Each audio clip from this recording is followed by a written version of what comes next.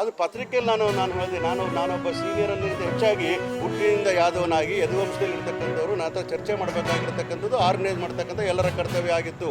ಯಾವ ಕಾರಣಕ್ಕೆ ಚರ್ಚೆ ಮಾಡಿಲ್ಲ ಅಂತ ಅರ್ಥನೂ ಆಗಲಿಲ್ಲ. ಗೊಲ್ಲರ ಸಮಾವೇಶ ಮಾಡೋದಾದರೆ, ಯಾದವರ ಸಮಾವೇಶ ಮಾಡೋದಾದರೆ, ಯಾದವ ಸಂಘದ 100 ವರ್ಷಗಳ ಸಮಾವೇಶ ನಡೆಯೋದೇ ಆದರೆ ಬೆಂಗಳೂರಿನಲ್ಲಿರ್ತಕ್ಕಂತಹ ಕಟ್ಟಡ ಅದು 100 ವರ್ಷಗಳು ಓಲ್ಡ್ ಆಗಿರ್ತಕ್ಕಂಥ ಸಂಘ, ಬೆಂಗಳೂರು ರಿಜಿಸ್ಟರ್ ಆಗಿರ್ತಕ್ಕಂಥ ಸಂಘ ಕರ್ನಾಟಕದ ಮಧ್ಯಭಾಗದಲ್ಲಿ ಬೆಂಗಳೂರಲ್ಲಿ ಮಾಡಬೇಕಾಯಿತು. ಒಟ್ಟಾರೆಯಾಗಿ ಇರ್ತಕ್ಕಂಥ ಗೊಲ್ಲರು ಮತ್ತು ಅಲ್ಲಿ ಉಪಜಾತಿಗಳಾಗಿರ್ತಕ್ಕಂಥ 28 ಜಾತಿಗಳನ್ನು ಒಟ್ಟುಗೂಡಿಸಿ ದೊಡ್ಡ ಸಮಾವೇಶ ಮಾಡಬೇಕಾಗಿತ್ತು. ಅದು ರಾಜ್ಯ ಮಟ್ಟದ ಸಮಾವೇಶ ಆಗಬೇಕಾಯಿತು. ಬೆಳಗಾವಿಯಲ್ಲಿ ನಡೆಯತಕ್ಕಂಥ ಸಮಾವೇಶ ನಾನಿದ್ದರೆ ಅದನ್ನು ಹಣಬರ ಸಮಾವೇಶ ಮಾಡ್ತಾ ಇದ್ದೆ. ಯಾಕಂದರೆ ಬೆಳಗಾವಿ ಗಡಿಭಾಗದಲ್ಲಿರ್ತಕ್ಕಂಥ ಹಣಬರು ಬಹಳ ಬುಡಕಟ್ಟು ಜನಾಂಗ ಸೇರಿರ್ತಕ್ಕಂಥವ್ರು. ನಿಮಗೆ ಹೇಳಬೇಕು ಅಂದರೆ ಖಾನಾಪುರದಲ್ಲಿ ಒಂದು ಹುಲಿ ಬಂದು ತೊಗೊಂಡೋಗಿದ್ದು, ಹೆಣ್ಮಗನ ತೊಗೊಂಡಿರೋದು ನನಗೆ ಇವತ್ತು ಕೂಡ ಗೊತ್ತಿರ್ತಕ್ಕಂಥ ವಿಚಾರ. ಮಾಧ್ಯಮಗಳ ಬಗ್ಗೆ ಪ್ರಚಾರವನ್ನು ಮಾಡಿದ್ದೀರಿ. ಅಂತಹ ಒಂದು ಬುಡಕಟ್ಟು ಜನಾಂಗ ಎಷ್ಟಿಗೆ ಸೇರಿಸ್ತಕ್ಕಂಥ ಕೆಲಸವನ್ನು ನಾಗರಾಜ್ ಮಾಡಬೇಕು ಅಂತೇಳಿ ಆಲೋಚನೆ ಮಾಡಿ ಹೋರಾಟ ಮಾಡೋ ಸಂದರ್ಭದಲ್ಲಿ ರಾಜಕೀಯ ಪ್ರೇರಿತಕ್ಕಂತಹ ಯಾರಾದರೂ ಚರ್ಚೆ ಮಾಡಿದ್ರೆ ಏಕಪಕ್ಷೀಯ ಮಾಡ್ತಕ್ಕಂಥ ವಿಚಾರಗಳಲ್ಲಿ ನಾನು ಆಕ್ಷೇಪ ವ್ಯಕ್ತ ಮಾಡಿಸೋದಿಲ್ಲ. ಅವ್ರಿಗೆ ಶುಭ ಆಗಲಿ ಅಂತ ಮಾತು ಹೇಳ್ತೀನಿ.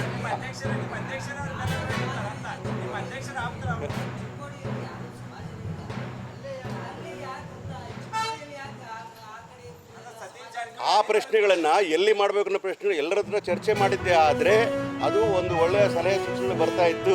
ಇದು ಯಾವ ಕಾರಣಕ್ಕೆ ಮಾಡ್ತಾ ಇದ್ದಾರೆ ಅಂತೇಳಿ ನಾನು ನಾಳೆ ಬೆಳಗ್ಗೆ ಗೋಕಾಕ್ ಹೋಗಿ ಸತೀಶ್ ಜಾರಕಿಹೊಳಿ ಹತ್ರ ಚರ್ಚೆ ಮಾಡಲಿದ್ದೇನೆ. ನಿನ್ನೆ ಸಂಜೆ ಮಾತಾಡಿದ್ದಕ್ಕೆ 13ನೇ ತಾರೀಕು ಬೆಳಗ್ಗೆ ಗೋಕಾಕ್ ಬನ್ನಿ ಮಾತಾಡೋಣ ವಿಚಾರನ ಹೇಳಿದ್ದಾರೆ. ನಾನು ಹೇಳ್ತಾ